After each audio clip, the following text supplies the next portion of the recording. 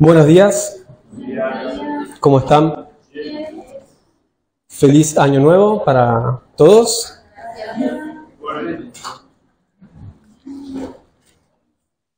¿Cómo arrancaron el año? ¿Bien? Sí, arrancó en general bien potente, ¿no? El año bastante particular. Bueno, me presento por ahí para los que nos visitan. Me llamo Benjamín, Benja, y bueno, hoy vamos a estar compartiendo la palabra de Dios. Sí, vamos a arrancar con una nueva serie por el mes de enero y febrero, y va a ser en las cartas de Juan, ¿sí? Así que vamos yendo para ahí. Primera de Juan, vamos a arrancar. Y a esta serie le pusimos un título, ¿no? Para que podamos pensar un poco a lo largo de los mensajes.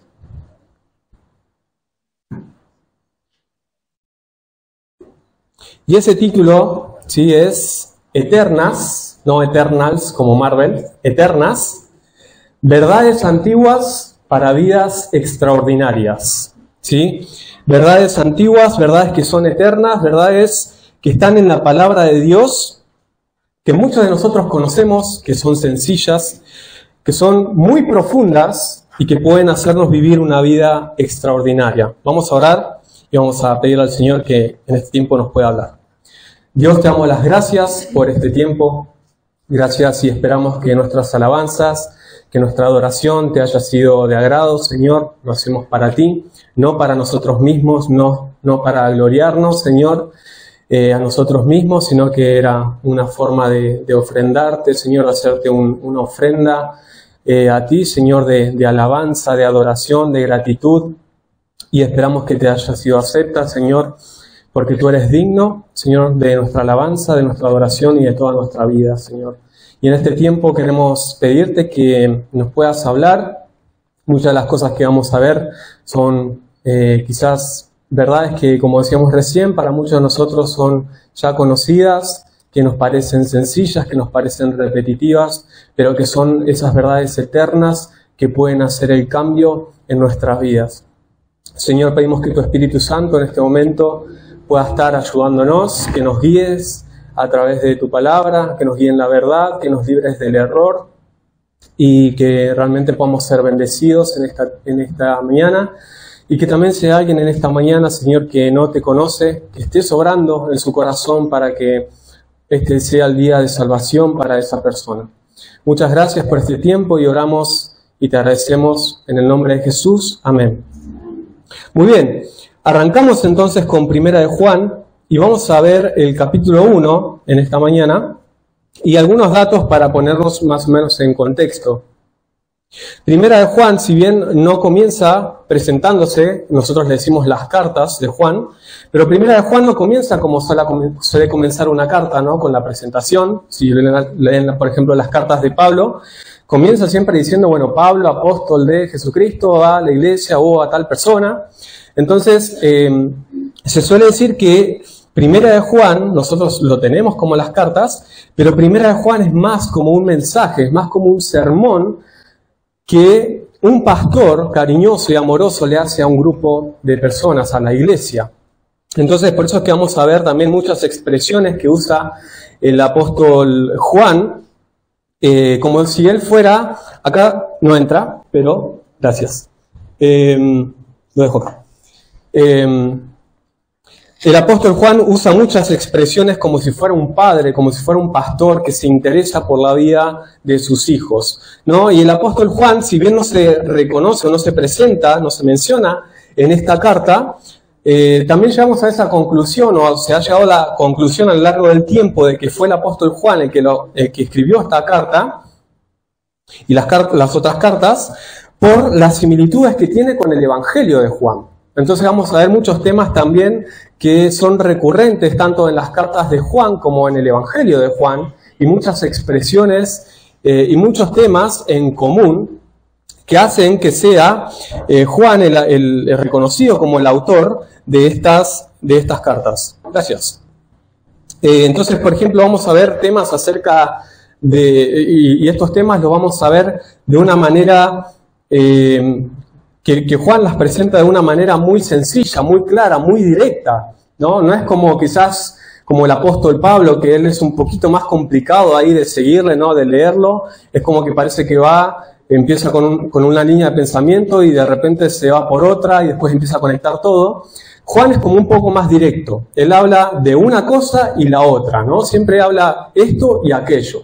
Siempre haciendo contrastes entre temas y verdades que, como decíamos recién, son sencillas, pero que son las verdades fundamentales de nuestra fe. Entonces, vamos a ver que Juan, por ejemplo, habla acerca del amor en contraste con el odio, de la verdad en contraste de la mentira, de la luz en contraste con las tinieblas, y así de diferentes temas. Porque lo que quiere hacer el apóstol Juan es que estas personas realmente, más allá de que conozcan la simpleza y la sencillez de lo que habían recibido, lo puedan realmente experimentar. Porque Juan le escribe a un grupo de personas, que un comentarista que se llama William Barclay, le escribe a un grupo de personas que probablemente eran la segunda o la tercera generación de cristianos. O sea, ya había pasado un tiempo desde que habían acontecido los sucesos de la vida de Jesús. Él había muerto, él había sido sepultado, había resucitado, se había aparecido con sus discípulos, comenzó ahí la iglesia en Pentecostés y todos esos hechos que tenemos relatados en el libro de Hechos. Pero ya había pasado un tiempo y estábamos alrededor de un siglo más adelante de esos sucesos. Entonces, el apóstol Juan le escribe a un grupo de personas que quizás ya conocían estas verdades, que ya las sabían, pero que en ese entonces no estaban viviendo con la misma gloria con la que vivían en el comienzo de su vida cristiana. Los comienzos pueden ser gloriosos, ¿no? Pueden ser muy, muy buenos o pueden ser desastrosos, ¿no? Generalmente cuando se acerca fin de año, en general la gente suele pensar, ¿no? Bueno, ahora termina un año, dejamos todas las cosas que pasaron este año atrás, las malas vibras, ¿no? Las malas situaciones, los rencores, todo queda atrás, me voy a vestir de blanco porque eso atrae vibras buenas y trae todo lo bueno para este nuevo año. Y esa es una manera de pensar de mucha gente, ¿no? Normalmente, pensando que de un día para el otro las cosas van a mejorar o de que un nuevo año va a hacer la diferencia, ¿no? Y están con esa expectativa de que ocurra algo nuevo en este año nuevo. Y muchas veces nosotros, sin darnos cuenta, tenemos esta misma actitud, pero en nuestra fe. Porque pensamos que para que realmente la vida cristiana tenga sabor, tiene que pasar algo diferente, tiene que pasar algo nuevo, algo extraordinario. Y todo el tiempo estamos ahí como en búsqueda de esas nuevas experiencias, de esas nuevas situaciones, de esos nuevos lugares, de esas nuevas personas que puedan satisfacer ese deseo por lo nuevo. Pero el apóstol Juan en esta carta nos hace ver que no necesariamente lo nuevo, no necesariamente lo que aparenta ser atractivo, es lo que va a hacer la diferencia en la vida de las personas. Y por eso es que el apóstol Juan les va a hablar acerca de una persona, y esa persona es Jesucristo. Qué novedad, ¿no? Es como decir, bueno, obvio que me va a hablar de Jesucristo, ¿de qué más me va a hablar? Y muchas veces cuando llegamos acá, a la iglesia, también tenemos esa actitud. ¿Y de qué me va a hablar? ¿De qué otra cosa me va a hablar? De Jesús, de la palabra de Dios. Pero muchas veces estamos como estos cristianos que nos hemos acostumbrado a la fe. Nos hemos acostumbrado a esas verdades que las conocemos, como se dice, de taquito, pero que ya no hacen una diferencia en nuestra vida. Por eso es que el apóstol Juan va a escribirle a estos cristianos que estaban quizás de esa manera, acostumbrados, que ya había pasado un tiempo, que la gloria de aquel comienzo ahí de la iglesia en Pentecostés fue perdiendo su brillo, que lo extraordinario y lo sobrenatural de Dios había comenzado a volverse común, y que la fe que un día ardía en sus corazones ahora no era más que una identificación nominal. Sí, soy cristiano. Una tradición, una costumbre. Y muchos de nosotros quizás estamos de esa manera. Por eso es que necesitamos recordar esas verdades que son eternas, que son antiguas, pero que pueden hacer la diferencia en nuestra vida. Entonces Juan les escribe a estas personas que estaban quizás en esa situación. Y es interesante porque, a diferencia de otras cartas, como cuando escriben Pablo y Pedro, describen a grupos de personas que estaban quizás sufriendo persecución por causa de la fe. Estaban siendo perseguidos, quizás estaban pasando un montón de pruebas, pero acá en Primera de Juan no se menciona nada de eso. No se dice que los cristianos estaban sufriendo, que los cristianos estaban pasando por pruebas, lo que nos hace pensar de que de alguna manera estaban viviendo una vida normal, ¿no? Una vida regular. Si queremos decir de alguna manera una vida mediocre. Y es interesante porque el apóstol Juan les va a empezar a hablar, y entre tantos temas que habla, él va a hablar acerca de las falsas enseñanzas también, y de los falsos maestros que se habían infiltrado en la iglesia. Entonces, no es tanto una amenaza de afuera, de que me están persiguiendo, de que me están haciendo que huya por causa de la fe o pruebas, sino que más bien era una amenaza que había surgido en el interior de la iglesia. De personas que, como en un momento el apóstol Juan dice, estaban entre nosotros, salieron de nosotros, pero no eran de los nuestros. Y esas personas, esos falsos maestros, si bien quizás ya no estaban en la iglesia, la influencia de su enseñanza había quedado. Y en ese tiempo, y a las personas a las que Juan les escribe, estaban siendo influenciadas por una corriente filosófica y religiosa, porque era una mezcla de filosofía griega con las creencias cristianas y con elementos de otras religiones, y todo este sistema de creencia y de filosofía se llamaba el gnosticismo. El gnosticismo, que era una corriente que tomaba elementos de la vida cristiana. Ellos incluso hablaban y creían en Jesús, creían en Dios, pero era todo totalmente diferente. Por afuera parecía cristianismo verdadero, pero por dentro estaba toda esa distorsión del verdadero evangelio. Ellos, por ejemplo, creían que Jesús, quizás en algún momento ya escucharon un poco acerca de esto y quizás me escucharon también a mí, pero ellos, por ejemplo, creían que el cuerpo y todo lo material era esencialmente malo. Entonces, lo que verdaderamente importaba era lo espiritual. Y ellos decían que todos los seres humanos tenían como una chispa divina dentro de cada uno, que tenían que buscar que esa chispa divina pudiera crecer, pudiera alcanzar cierta elevación o cierta iluminación espiritual para realmente alcanzar esa felicidad y ese gozo.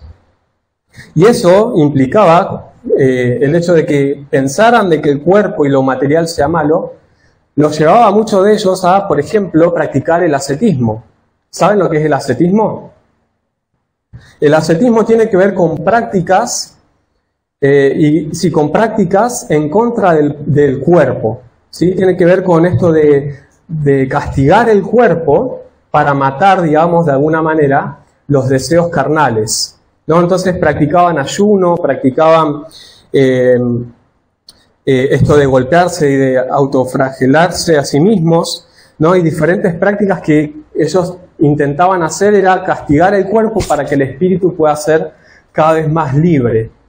Entonces, esa era una de las cosas que, por ejemplo, ellos hacían. Practicaban el ascetismo, pero por otro lado, algunos practicaban, digamos, en el otro extremo. Ellos decían, bueno, el cuerpo no importa. El cuerpo es malo y el cuerpo no ayuda en realidad a lo espiritual, entonces puedo hacer lo que yo quiera con mi cuerpo. Entonces, como el cuerpo no importaba, le daban rienda suelta a todos los placeres, a todos los deseos que su carne quería. Total, no pasa nada. lo que realmente importa es lo de adentro, es lo espiritual. Incluso hasta llegaban a decir algunos que para ser verdaderamente un gnóstico, o sea, de pura letra, uno verdadero, se tenía que practicar no solamente lo bueno, sino también lo malo. O sea, tenían que pasar por todas las experiencias, por más degradantes que sean. Era mejor pasarlo porque de esa manera se podía experimentar todo lo que se debía experimentar para poder alcanzar como esa iluminación, ¿no? Esa elevación. Porque justamente lo que ellos hacían énfasis era el conocimiento. Esto de conocer, de experimentar para poder alcanzar esa elevación, ese estado espiritual, ¿no? Y era toda una mezcla bastante complicada, pero no solamente afectaba a las personas que lo practicaban, sino que como era una influencia que tenía creencias cristianas y que había de alguna manera afectado también a la iglesia, estaba afectando la misma doctrina del Señor Jesús, de su humanidad. ¿Por qué? Porque ellos decían el cuerpo es malo, entonces Jesús no tuvo un cuerpo humano. No pudo haber tenido un cuerpo humano porque eso lo hubiera corrompido. Eso lo hubiera hecho, hubieran cerrado su espíritu. Entonces ellos creían que Jesús era divino, sí, era un espíritu, pero tenía apariencia física. Apariencia física. Ahora es importante un poco entender esto, porque por eso es que el apóstol Juan dice las cosas que dice y menciona las cosas que menciona acerca de Jesús en esta carta. Entonces es importante también porque Juan ve el problema de que esto podía afectar la vida y la fe de la iglesia. ¿Por qué? Porque el hecho de que Jesús sea hombre es una verdad, o sea, no solamente Dios, sino que sea hombre, es una verdad fundamental de la fe cristiana. ¿Por qué? Porque nosotros no creemos solamente que Jesús fue un hombre o un enviado de Dios, sino que creemos que Jesús es verdaderamente Dios y verdaderamente hombre. Y era necesario para que nosotros pudiéramos tener la salvación. Por eso es que alguien dijo que Jesús se hizo lo que nosotros somos para que nosotros lleguemos a ser lo que Él es. Entonces, mientras los gnósticos se esforzaban en buscar a Dios o buscar a su deidad o buscar esa elevación espiritual a su manera, el apóstol Juan les va a recordar a los creyentes de que ellos no tenían que esforzarse de alguna manera por buscar a Dios, porque Dios había venido a ellos. Y esa es una verdad que nosotros también tenemos que recordar, de que Dios vino a nosotros. Entonces, vamos a leer ahí en Primera de Juan, teniendo en mente un poco este contexto. Dice así, Primera de Juan, versículo 1. Lo que era desde el principio, lo que hemos oído, lo que hemos visto con nuestros ojos, lo que hemos contemplado y palparon nuestras manos tocante al verbo de vida, porque la vida fue manifestada y la hemos visto y testificamos y os anunciamos la vida eterna, la cual estaba con el Padre y se nos manifestó. Lo que hemos visto y oído, eso les anunciamos. ¿Para qué? Para que también ustedes tengan comunión con nosotros, y nuestra comunión verdaderamente es con el Padre y con su Hijo Jesucristo. Estas cosas les escribimos para que su gozo sea completo. Entonces, ahí vemos al apóstol Juan usando esta terminología, ¿no? Hablando, por ejemplo, ahí en el versículo 1, lo que era desde el principio. Y ese lenguaje nos recuerda al comienzo del Evangelio de Juan. ¿Se acuerdan cómo empieza el Evangelio de Juan? En el principio era el verbo, y el verbo era con Dios, o estaba con Dios, y el verbo, ¿qué dice? Era Dios, dice el apóstol Juan en su Evangelio. Y después sigue y dice, ¿no? Este era en el principio con Dios. Todas las cosas por Él fueron hechas, y sin Él nada de lo que ha sido hecho fue hecho. En Él estaba la vida, y la vida era la luz de los hombres. la luz en las tinieblas resplandece y las tinieblas no prevalecieron contra ella. Lo leo un poquito así porque después cuando sigamos la lectura vamos a ver que tiene prácticamente el mismo lenguaje, tanto este capítulo como el comienzo del Evangelio de Juan. Pero no solamente nos recuerda eso, sino que nos recuerda también a un pasaje más de la Escritura. Y ese pasaje está en Génesis. ¿Se acuerdan cómo comienza Génesis? En el principio creó Dios los cielos y la tierra, y después continúa con el relato, ¿no? Pero ahí dice, en el principio, Dios. Entonces, con esto lo que Juan está tratando de recordarles a los creyentes, de alguna manera está tratando de trasladarlos a la eternidad. Está tratando de que ellos piensen en la eternidad, en Jesús como el eterno, el Jesús que estaba ahí en la eternidad con Dios, que era Dios, pero que también se manifestó en la carne. ¿Por qué? Porque los gnósticos decían que la deidad había un ser superior allá en lo más alto de la esfera espiritual, que estaba oculto, que era desconocido, que era inaccesible, que no se podía llegar a él, y decían que Jesús solamente era una deidad menor que los podía guiar hacia esa deidad superior. Y Juan quiere contrarrestar todas estos errores diciendo Jesús verdaderamente es Dios. Jesús es el verdadero Dios, es el eterno, pero Jesús es Dios que se manifestó en la carne. Por eso es que él hace tanto énfasis en esto de lo hemos oído, lo que hemos visto, lo que hemos contemplado y lo que palparon nuestras manos. ¿Por qué? Porque Juan está tratando de defender la humanidad de Cristo. Tanto Juan como los otros apóstoles habían pasado tiempo con Jesús. Le habían visto hacer milagros, le habían visto enseñar, habían visto que él hizo un montón de maravillas en el poder de Dios. Y cualquiera hubiera dicho que, bueno, sí, era un espíritu el que hacía todo eso. Pero Juan acá está diciendo, no, nosotros estuvimos con él. Nosotros lo vimos con nuestros ojos. Nosotros lo escuchamos. Nosotros llegamos a tocarlo, a palparlo. ¿Se acuerdan cuando Jesús resucitó, que se le apareció a sus discípulos? Había un discípulo que se llamaba Tomás, un apóstol, que él decía, bueno, si yo no llego a meter mi dedo en las llagas de Jesús, entonces no voy a creer. Entonces aparece Jesús, le dice, Tomás, mirá mis manos, mirá mi costado, tocá mis heridas. Lo que le está diciendo es, mirá, tocame, mirá que soy real, no soy un espíritu, he resucitado un cuerpo. Soy el verdadero Dios y verdadero hombre. Y dice, no seas incrédulo, sino creyente. Después en otras apariciones el Señor Jesús aparecía cuando los discípulos estaban pescando, por ejemplo, y Jesús ahí mientras ellos estaban luchando por pescar, Jesús dice que estaba a la orilla y estaba esperando ahí a que ellos se acercaran y dice que estaba comiendo. Estaba comiendo y un espíritu no puede comer. Y Jesús en una ocasión les dijo, miren, un espíritu no tiene carne y hueso como ustedes lo ven. Entonces Juan está tratando de alguna manera de resumir todo eso diciendo Jesús verdaderamente es hombre. Dios, Jesús es Dios, pero Jesús se ha manifestado a Dios.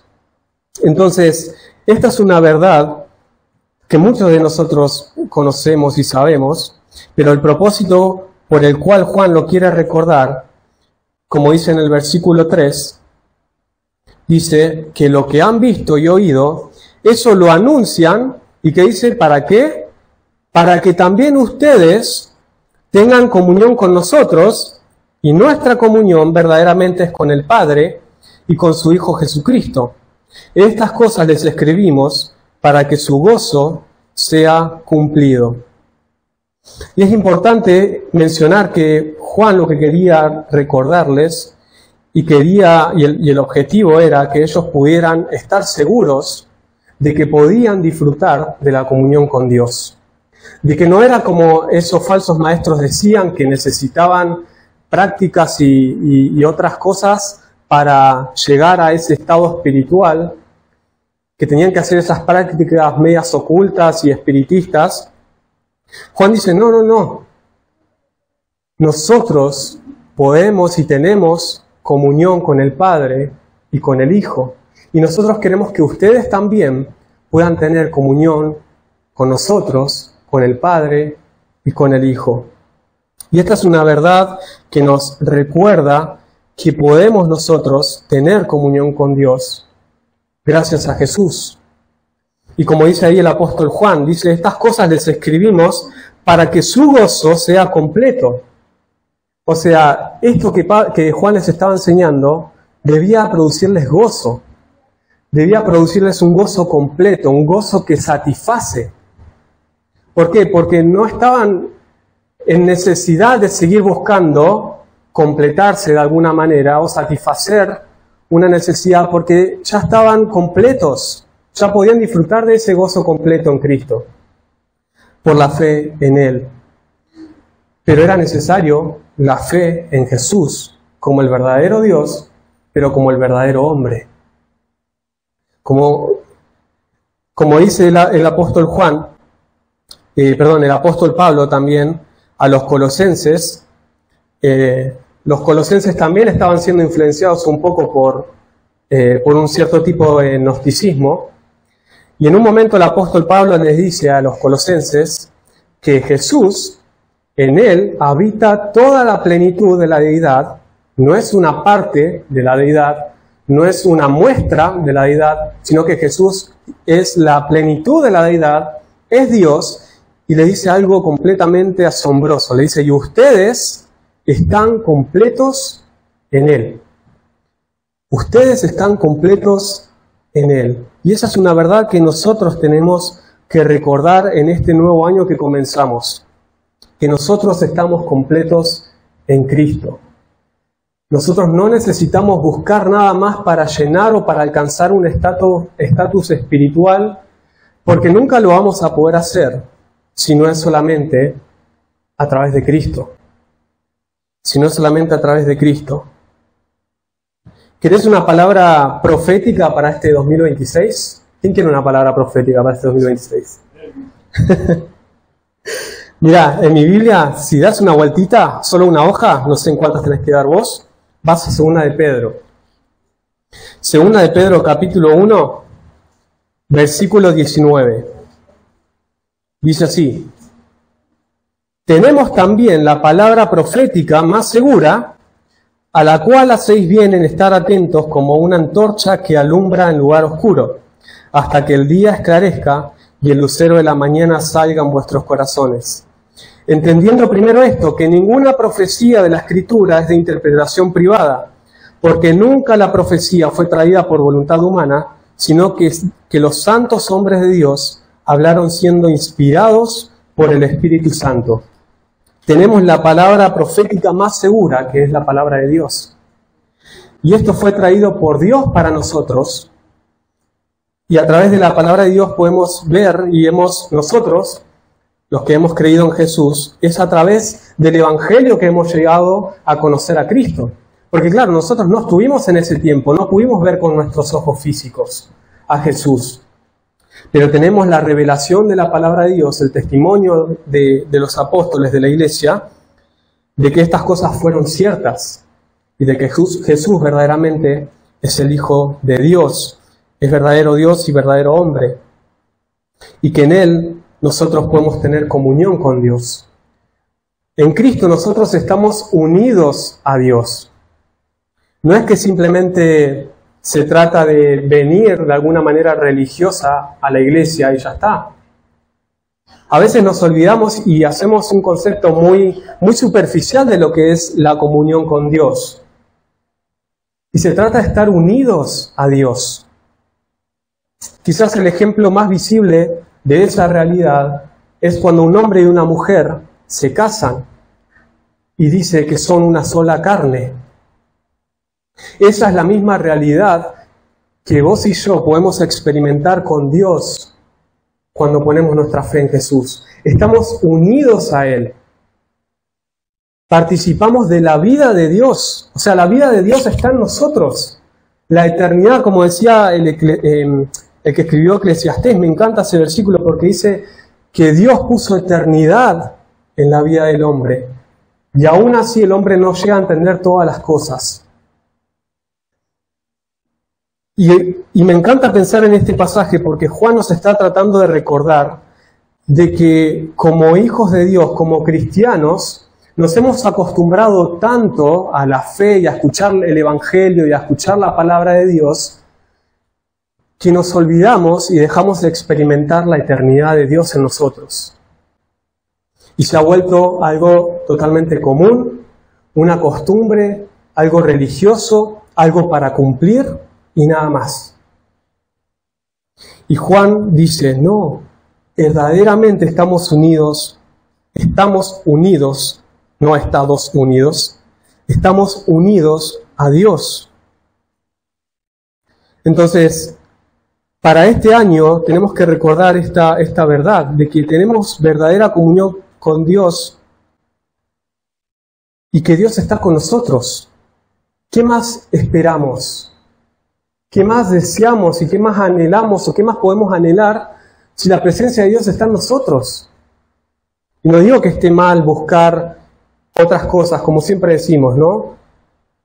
Pero si eso nos hace perder de vista y de olvidarnos de que la misma presencia de Dios está habitando en nosotros por medio del Espíritu Santo, entonces vamos a estar y vivir este año completamente desenfocados. Jesús dijo, busquen primeramente el reino de Dios y su justicia, y todas las demás cosas les serán añadidas. Busquen a Dios. Este año no va a ser diferente solo porque sí. No va a ocurrir algo mágico para que tu año sea diferente del resto de los años. Sino que tiene que haber una decisión de cada uno de nosotros. ¿Querés una resolución de nuevo año, de un año nuevo? Viste que a final de año siempre solemos ponernos metas para el próximo año, ¿no? Esas son las resoluciones. Bueno, que este año sea un año en el que podamos tener más comunión con Dios, que podamos buscar más de la presencia de Dios, no porque estemos incompletos de la presencia de Dios, porque la presencia de Dios ya está en nosotros por el Espíritu Santo, pero necesitamos buscar de Dios cada día a través de su palabra, estando atentos, como decía el apóstol Pedro, a la palabra profética más segura, estando atentos a su palabra, a su voz, que nos quiere hablar cada día, buscando el tiempo de la oración, buscando a la iglesia, la comunión con la iglesia. No es yo solo y Dios y nadie más, somos un cuerpo. Tenemos que este año tomar la decisión de tener más comunión con Dios. No permitamos que la costumbre apague nuestra fe.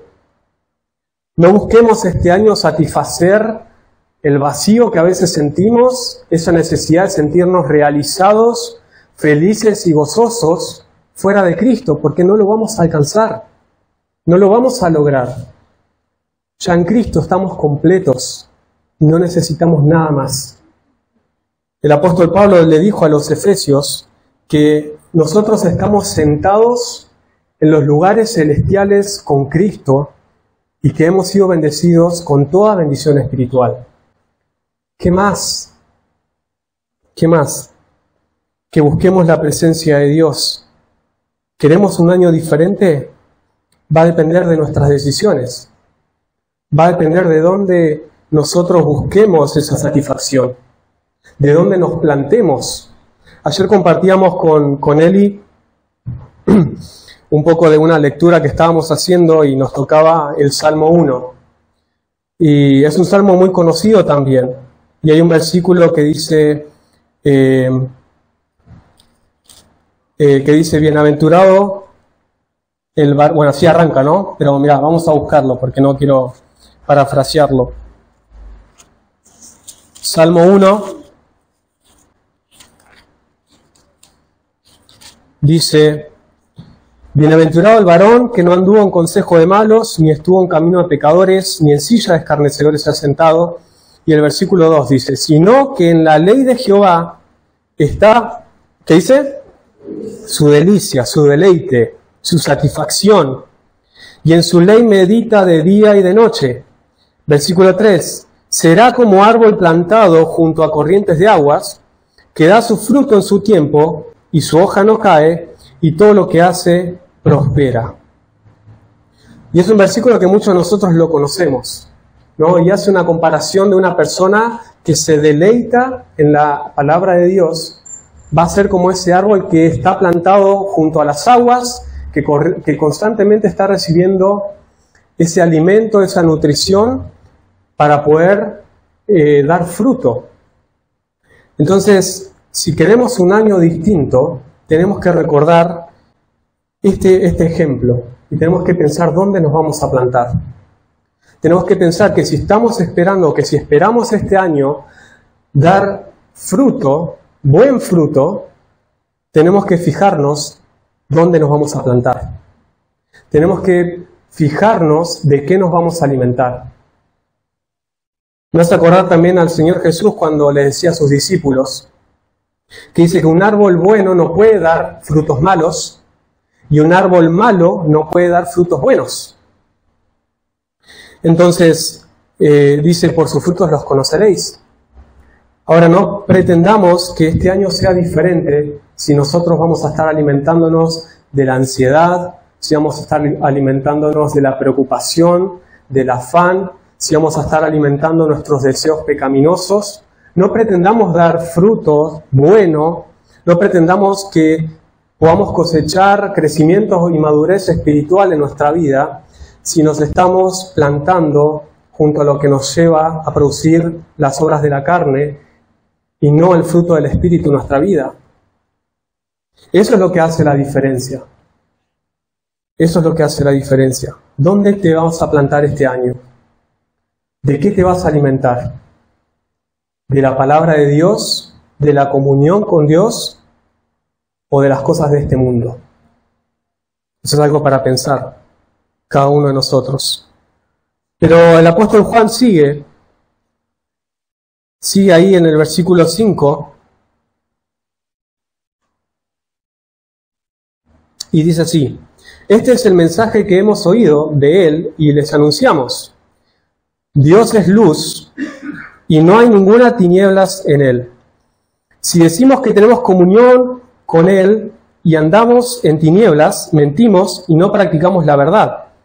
Pero si andamos en luz, como él está en luz, tenemos comunión unos con otros y la sangre de Jesucristo, su Hijo, nos limpia de todo pecado. Si decimos que no tenemos pecado, nos engañamos a nosotros mismos y la verdad no está en nosotros. Si confesamos nuestros pecados, Él es fiel y justo para perdonar nuestros pecados y limpiarnos de toda maldad.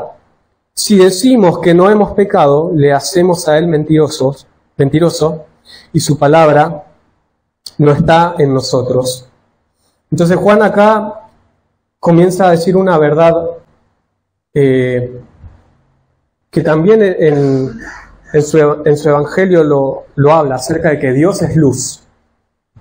Dios es luz. ¿Y por qué menciona esto? Porque, bueno, dentro de lo que estos gnósticos creían, que hace un ratito lo mencionaban, ¿no? Esto de tener que experimentar tanto el bien como el mal, ellos llegaban a decir que incluso en Dios había no solamente el bien, sino que también había el mal.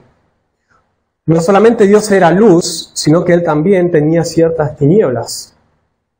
Entonces Juan acá, junto con los apóstoles, es rotundo y dice, no, Dios es luz y en Él no hay ninguna tiniebla, para contrarrestar esa enseñanza. Ahora, la luz, tanto en la epístola de Juan como en el Evangelio, la luz está relacionada a Dios, ¿no? Y tiene que ver con esto de la verdad, de la santidad, de lo bueno, ¿no? De lo que se revela. Tiene que ver con la gloria de Dios, tiene que ver con la vida y también con lo santo de Dios. Entonces Juan dice, todo eso es Dios. Dios es luz y no hay ninguna tiniebla. Si las tinieblas eran un sinónimo de lo oculto, de la maldad, del pecado, de la decadencia y la muerte espiritual.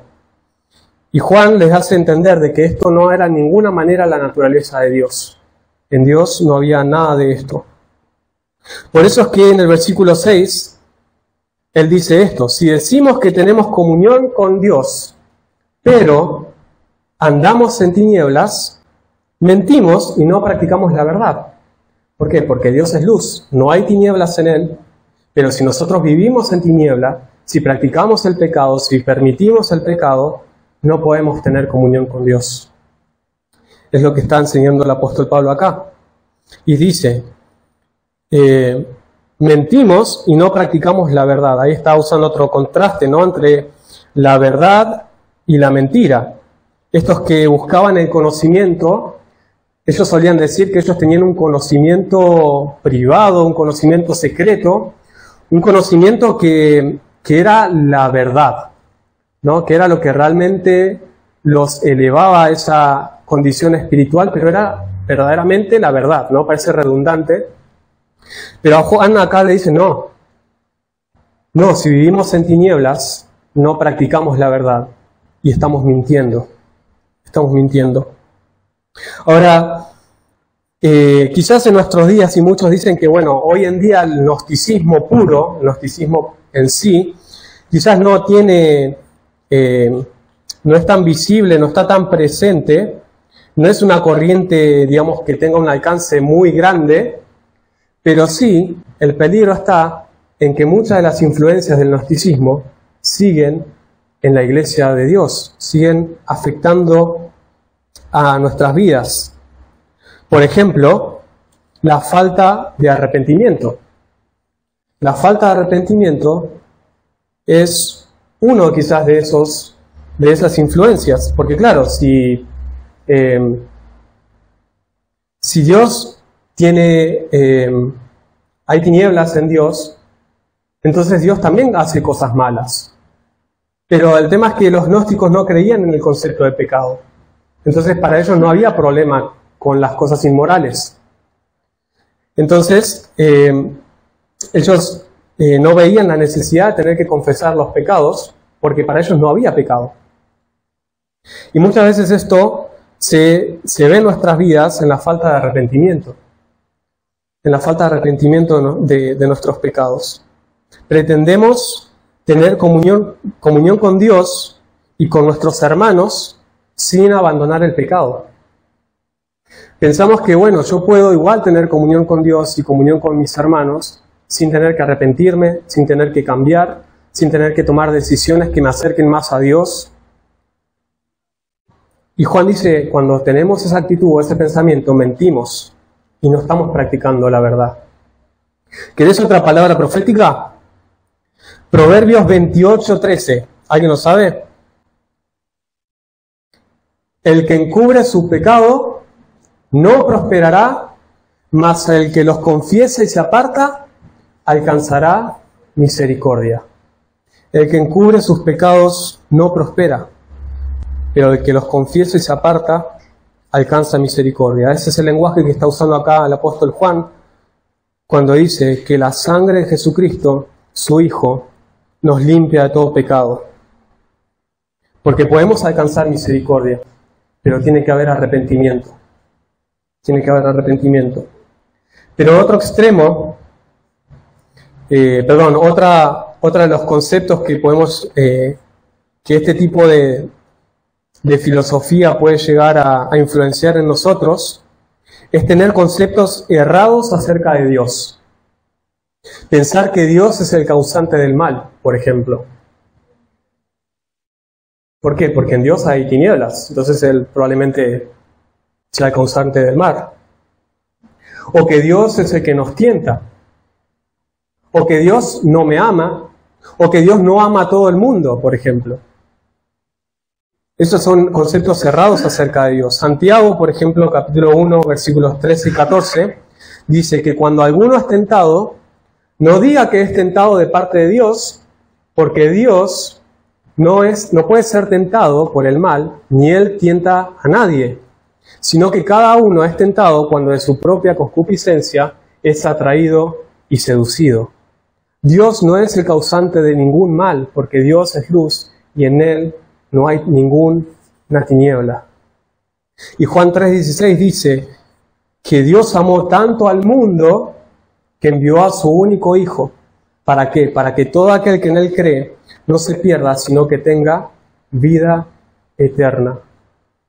Entonces estos conceptos cerrados nos pueden llevar a distorsionar la imagen que tenemos de Dios. Y tenemos que tener cuidado con eso.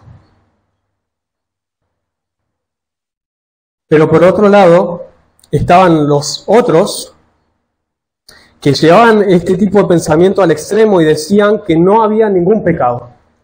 Ellos no concebían en su mente la naturaleza del pecado. Entonces, como no había pecado en ellos, no había necesidad de arrepentimiento, no había necesidad de confesión, no había maldad. Y eso lo llevaba también a vivir una vida de libertinaje, ¿no? Pero acá Juan estaba pensando en esas personas cuando dice en el versículo 8, si decimos que no tenemos pecado, nos engañamos a nosotros mismos y la verdad no está en nosotros. Y fíjense que es un contraste con el versículo 6, porque en el versículo 6 dice no practicamos la verdad, pero en el versículo 8 dice la verdad no está en nosotros. Y es diferente porque estas personas decían que no habían pecado, no había pecado en ellos. Y esto lo podemos ver en muchos hoy en día pensando así, ¿no? Cuando quizás te acercas a una persona y le quieres hablar del Señor y le empezás a hablar del pecado, te dice, no, yo nunca pequé. No, yo no creo en el pecado. Y cosas así, ¿no? Es como un rastro de esa filosofía. Pero muchas veces eso más sutilmente se ve en nuestras vidas. Porque quizás nosotros no decimos, bueno, no es que no tengo pecado. Somos conscientes de alguna manera de que hay pecado en nosotros. Pero el tema es que en vez de confesar el pecado, excusamos el pecado. Entonces, sabemos que hay pecado en nosotros, pero no es nuestro pecado. Nos excusamos diciendo, no, pero pasa que yo soy así, es mi carácter, no, pero bueno, es mi edad, es mi historia, es mi familia, es mi contexto, son los otros. Entonces lo que estamos diciendo, lo que estamos diciendo es, no hay pecado en mí. O sea, creo que se quedó sin batería. Estamos teniendo de alguna manera esa actitud cuando en vez de confesar y reconocer nuestro pecado y nos excusamos diciendo esas cosas, de alguna manera estamos diciendo, bueno, en realidad no hay pecado en mí. Y eso es peligroso también, porque cuando no confesamos el pecado y lo seguimos practicando, eso nos endurece el corazón. Y Dios sigue diciendo, yo soy luz, las tinieblas no tienen comunión conmigo. Pero es peligroso también porque de alguna manera el pecado se vuelve costumbre en nuestra vida. Como siempre estoy excusándome del pecado, no, yo soy así, no, pero pasa que esto, en vez de confesarlo, el pecado se vuelve una costumbre en mi vida. Y no sé si alguna vez escucharon ese dicho, ¿no? Que dice, siembra un pensamiento y cosecharás una acción. Siembra una acción y cosecharás un hábito. Siembra un hábito y cosecharás un carácter. Siembra un carácter y cosecharás un destino. ¿La conocen a esa frase? Lo mismo pasa con el pecado en nuestra vida. Porque comienza pensando que mi pecado no es pecado. Que esa actitud es mi mal carácter, ¿no? Mi mal genio, es mi mal humor, es mi edad, es mi inmadurez, es mi carnalidad.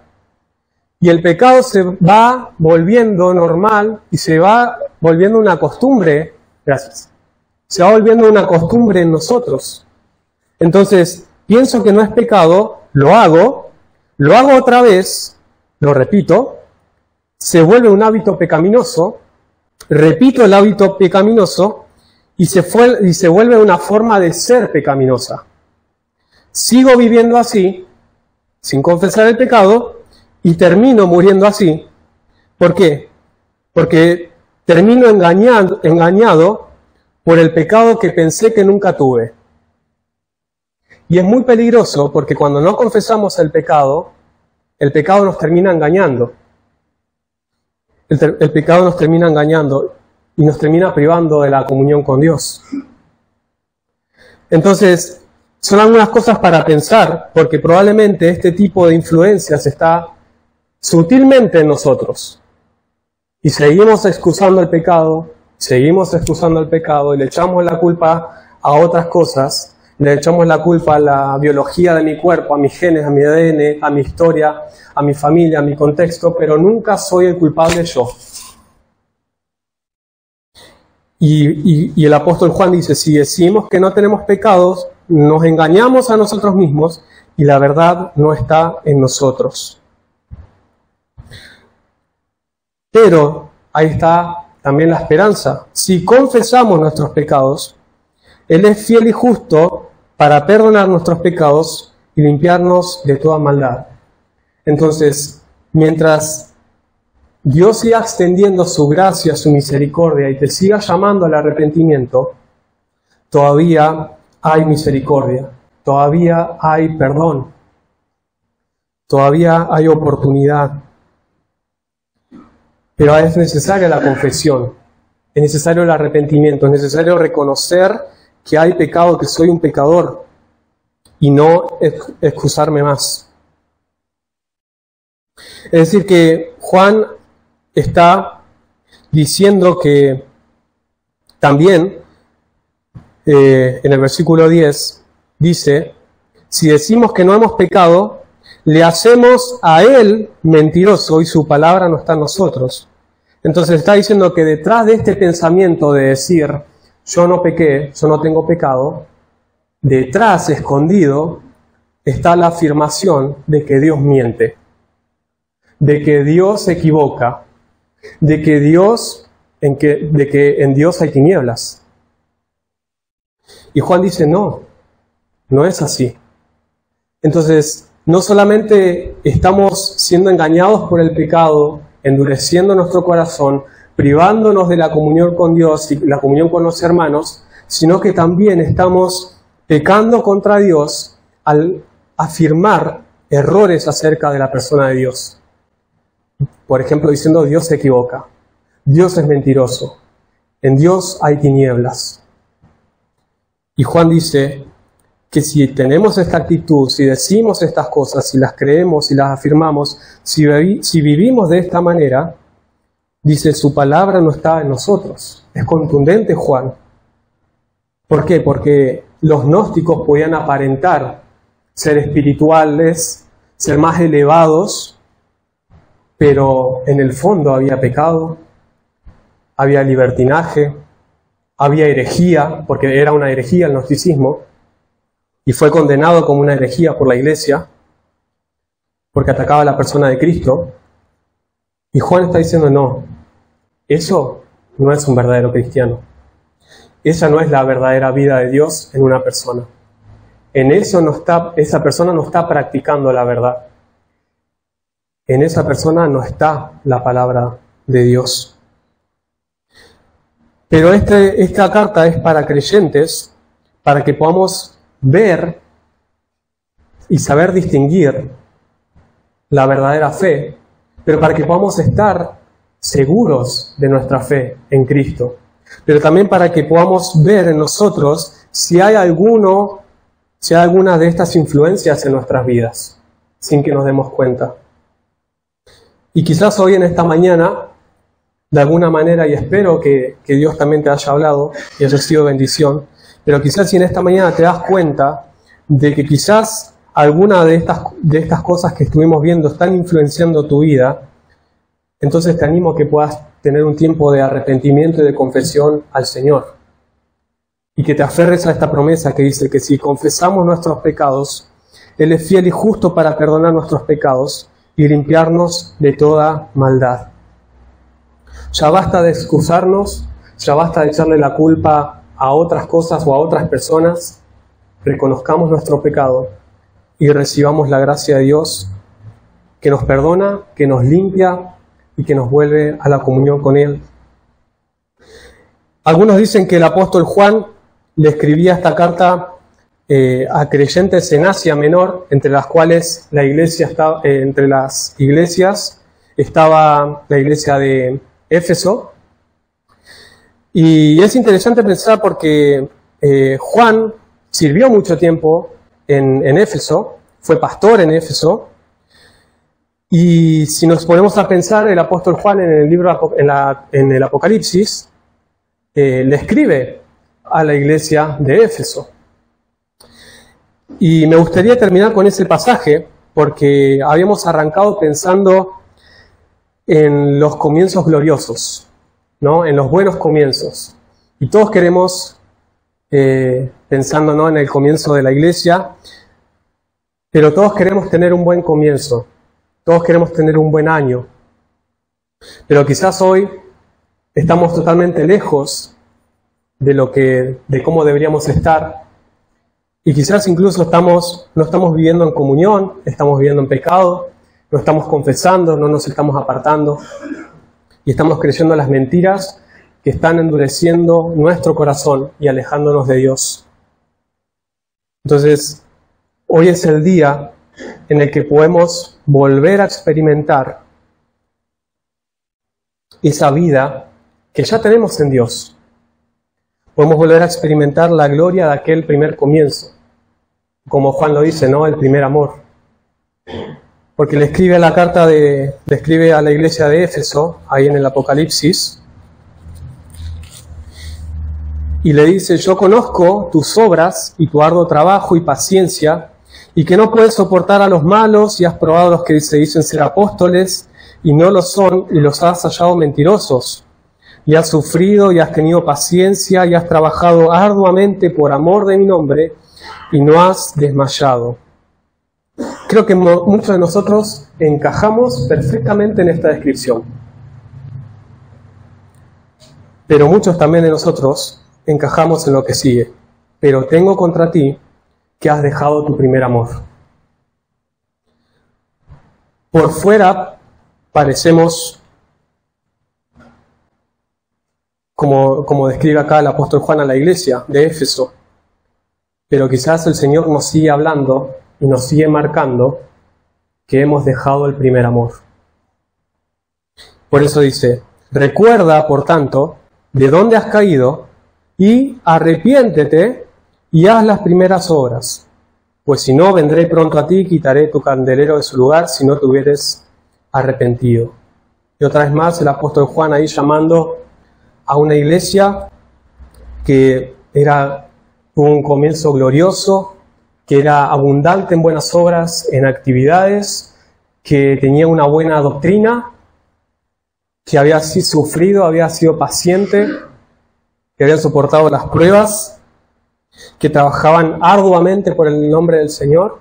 Les escribe y les dice: arrepiéntanse, porque han dejado el primer amor. Y quizás muchos de nosotros estamos así en esta mañana. Pero, como siempre decimos, el Evangelio son las buenas noticias, de que a pesar de nuestro pecado, hay gracia, hay misericordia, hay perdón, hay restauración, hay un nuevo comienzo en Cristo. Quizás hay alguien en esta mañana que vino sin Cristo, que no le conoce realmente. Hoy es el día de salvación. Hoy Dios te está llamando a que creas y pongas tu fe en Él, para que seas verdaderamente un hijo de Dios. Pero es necesario el arrepentimiento. Perdón, Señor, por mis pecados. Sálvame y haceme uno de tus hijos. Con fe le puedes decir eso.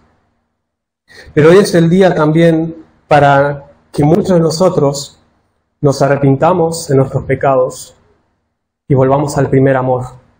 Porque podemos seguir viniendo a la reunión, Vamos a seguir viniendo el próximo domingo, las próximas reuniones, vamos a seguir haciendo lo que todos los años seguimos haciendo, pero quizás dejamos el primer amor. Pero quizás estamos viviendo una vida nominal, una vida de nombre nomás, una vida de costumbres, de tradiciones, y no una vida de fe, no una vida extraordinaria. Porque si la presencia de Dios, lo eterno, está en mí, no puedo vivir una vida ordinaria. No puedo vivir una vida en el pecado. No puedo vivir una vida común. Debería haber algo diferente en mí. Por eso quisiera terminar en esta mañana orando y dándote un tiempito ahí para que puedas orar con el Señor. Y si es necesario el arrepentimiento, que lo puedas hacer. Si es necesario la confesión, que lo puedas hacer. Si es necesario volver al primer amor, que le pidas al Señor y te comprometas a poder volver a ese primer amor. Hay muchos que suelen hacer como ese llamado, ¿no? Ese llamado al altar. Siempre hacemos un llamado a la salvación. Pero quizá muchos de nosotros necesitamos y somos llamados a volver a la comunión. A volver a estar a los pies de la cruz. A volver a estar cerca del Señor. Por eso en esta mañana es una mañana en la que Dios te llama y te está llamando a la verdadera comunión. A que esas verdades que acabamos de compartir, verdades que ya conoces, verdades que son sencillas, pero verdades que dejaron de ser una realidad en tu vida. Hoy es el día para volver a experimentar lo eterno de Dios en nosotros, lo extraordinario, para volver a esa fe viva, para volver al primer amor. Tenemos un tiempito de oración y después termino orando.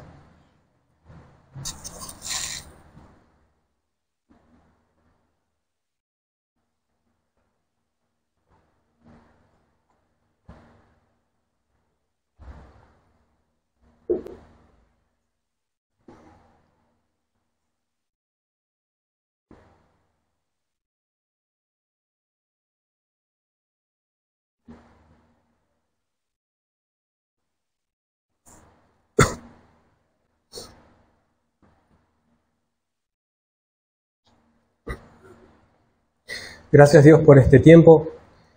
Te agradecemos sobre todas las cosas porque viniste a nosotros, porque viniste a nuestro encuentro, porque te manifestaste, porque te revelaste en Jesucristo y porque a pesar de que no lo hemos visto con nuestros propios ojos, de que no lo hemos escuchado, de que no lo hemos palpado, por la fe podemos creer en Él y podemos tener esta comunión y esta unión contigo. Y te damos muchas gracias porque ha sido tu gracia y tu misericordia la que nos alcanzó. Y te damos muchas gracias, Señor, y te damos toda la alabanza y la adoración porque solamente tú eres digno de recibirla. Gracias por tu presencia en nuestras vidas. Algo que nos olvidamos seguido. Pensar que el Dios eterno, que el Dios que los cielos de los cielos no lo pueden contener, habita en nosotros. Señor, muchas gracias porque recordamos, como decía Salomón, tú pusiste eternidad en nosotros y nosotros no llegamos a terminar de comprender lo maravilloso que eso significa. Pero por eso, Señor, queremos agradecerte porque es tu presencia en nosotros y queremos pedirte perdón por nuestros pecados, perdón por dejar el primer amor, perdón por no arrepentirnos, por no confesar y por endurecer nuestro corazón hacia tu voz, hacia ti, Señor. Gracias porque es un día en el que tú has renovado tu misericordia y en el que podemos acercarnos otra vez a ti, a tus pies, a rendirnos, a ofrecernos, Señor, a vivir para ti. Y eso es lo que queremos hacer, Señor, en esta mañana.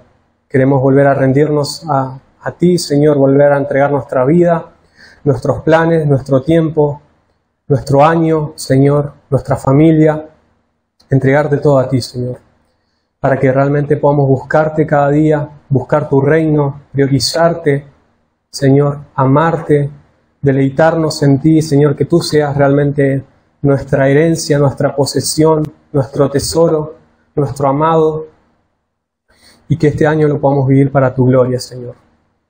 Te seguimos anhelando y anhelamos, Señor, tu regreso, tu venida, Y te pedimos que nos ayudes, Señor, a que este sea un año en el que podamos vivir esas verdades que transforman la vida, Señor. Gracias, pedimos tu bendición, tu compañía. En el nombre de Jesús. Amén.